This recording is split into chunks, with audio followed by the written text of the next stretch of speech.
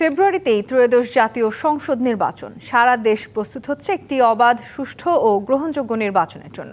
ভোটের হাওয়ায় কি ভাবছে সাধারণ মানুষ থেকে শুরু করে আগামী জনপ্রতিনিধিরা, সে কথা জানাতে ডিবিসি নিউজের ইলেকশন এক্সপ্রেস ছুটে যাচ্ছে সব সংসদীয় আসনে। আজ সারাদিন আছে সংসদীয় আসন 16, লালমনিরহাট 1-এ। স্বাগত জানাচ্ছি সিএসআরএম ডিবিসি ইলেকশন এক্সপ্রেসে। তিস্তা নদী বেষ্টিত সীমান্ত পাড়ের ভোটের অঞ্চল লালমনিরহাট 1 আসন। এই আসনটিতে এরই মধ্যে বইতে শুরু করেছে ত্রয়োদশ জাতীয় সংসদ নির্বাচনের ভোটের হাওয়া। ভোট কেন্দ্রিক আলোচনায় সরগরম হয়ে উঠেছে এলাকাও। এই মুহূর্তে আমার সাথে যুক্ত আছেন বিএনপির কেন্দ্রীয় কমিটির সদস্য ব্যারিস্টার হাসান রাজীব প্রধান। কথা বলবো তার সাথে। স্বাগত আপনাকে। আমরা জানি যে এরই মধ্যে বিএনপি থেকে আপনি মনোনয়ন প্রত্যাশা করছেন এবং নির্বাচনী গণসংযোগও শুরু করেছেন। সারাদিনই আপনার এলাকায় ছিলাম, আমরা ভোটারদের সাথেও কথা বলেছি। জনশ্রুতি আছে, আপনি আপনার নির্বাচনী এলাকায় থাকেন না, সবসময় ঢাকাতেই থাকেন। তারপরেও গণসংযোগে ভোটারদের আসলে কতটা আপনি আস্থা অর্জন করতে পারছেন?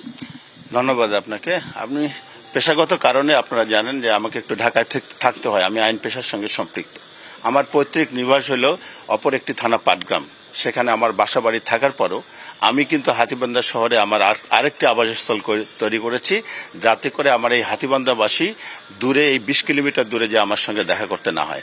আমি আমার পেশাগত কারণের যেটুক সময় ব্যয় করতে হয় তার বাইরে সবসময় আমার নির্বাচনী এলাকায় থাকতে পছন্দ করি। আমি আনন্দ পাই এবং মানুষের কাছাকাছি থাকার চেষ্টা করি। গণসংযোগ তো করছেন, মানুষজন সাড়া কতটা দিচ্ছে? মাশাআল্লাহ, আপনারা জানেন যে 5ই আগস্টের পরে মানুষজন মুক্তভাবে কথা বলতে পারছে, মানুষ স্বাধীনভাবে মতামত ব্যক্ত করতে পারছে। 5ই আগস্টের পর আমরা যখন মানুষের কাছে যাই, বৃহৎ সংগঠন হিসাবে মানুষ আমাদেরকে সাদরে আলিঙ্গন করেন এবং আমরা আশা এবং বিশ্বাস যে আগামীতে ইনশাল্লাহ মানুষ জনসমর্থন আমাদের দিকে থাকবে। ইনশাল্লাহ মানুষের সমর্থন এবং আল্লাহর রহমতে ইনশাল্লাহ বিএনপি এই সরকার গঠনের দায়িত্বপ্রাপ্ত হবে। জনাব রাজীব প্রধান, বিএনপি তো অনেক বড় একটি রাজনৈতিক দল। এই দল থেকে আমরা দেখেছি এই আসলে প্রায় 5 জন মনোনয়ন প্রত্যাশা করছেন। তো তাদেরকে ছেড়ে আপনাকে কেন বিএনপি মনোনয়ন দিবে বলে মনে করেন? দেখুন, এই মুহূর্তে আমি মনোনয়ন নিয়ে চিন্তা করছি না। আমি চিন্তা করতেছি কিভাবে এখানে আমার দলকে সংগঠিত করা যাবে, কিভাবে আমার দলকে পপুলার করা যাবে, এবং আমি এই লক্ষ্যে কাজ করতেছি। জনসম্পৃক্ত বিষয়গুলোকে আমরা প্রাধান্য দিচ্ছি। আমরা এই অঞ্চলে, আপনি জানেন যে আমাদের দুর্দশার কারণ হলো তিস্তা। আমরা ব্যাপকভাবে তিস্তা মহাপরিকল্পনা বাস্তবায়নের জন্য ফেব্রুয়ারি মাসে আন্দোলন করেছি। তিস্তার চলে 48 ঘন্টা আমরা অবস্থান করেছি এবং আমরা চাই যে মানুষের যে সম্পৃক্ত যেগুলো বিষয়, জনসম্পৃক্ত যেসব বিষয়, সেসব বিষয়ে মানুষকে সম্পৃক্ত করে আমরা তাদের পাশে থাকার, তাদের দাবিগুলো আদায় করার। আমি মনোনয়ন নিয়ে চিন্তিত না। যে কেউ মনোনয়ন পাক, আমার দল যাতে করে এখানে জয়ী হতে পারে সেই লক্ষ্যে আমি কাজ করি। 86 থেকে অদ্যাবধি পর্যন্ত আমরা দেখেছি এই আসনে কখনোই বিএনপি নির্বাচিত হতে পারেনি।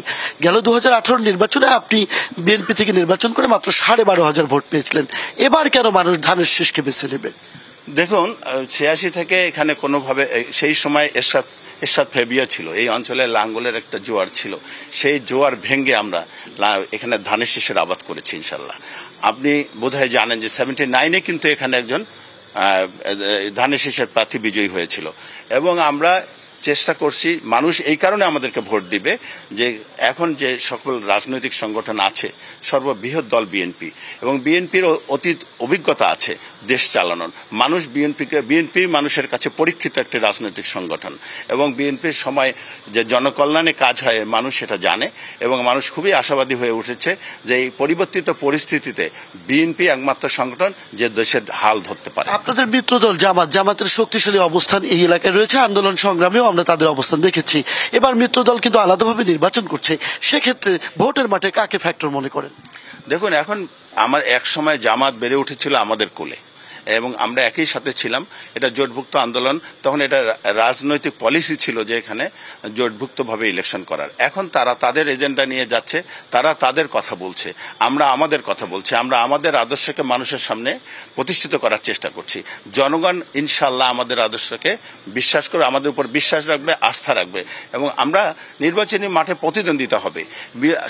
আমাদের আদর্শ ভিন্ন থাকলেও আমরা প্রতিদ্বন্দ্বী করে জনগণের যে ম্যান্ডেট, জনগণের যে সমর্থন সমর্থন, সেটাকে আমরা মেনে নিতে। অনেক ধন্যবাদ এবং কৃতজ্ঞতা আমাদেরকে সময় দেওয়ার জন্য। দর্শক, আগামীকাল ডিবিসি ইলেকশন এক্সপ্রেস থাকবে লালমনিরহাট 2 আসনে, তুলে ধরবে ভোট কেন্দ্রিক ভোটারদের ভাবনা, রাজনৈতিক দলগুলোর প্রস্তুতি প্রতিশ্রুতি এবং আগামীর জনপ্রতিনিধিরা কি পরিকল্পনা করছেন তাদের নির্বাচনী এলাকাকে ঘিরে। থাকুন সিএসআরএম ডিবিসি ইলেকশন এক্সপ্রেসের সাথে।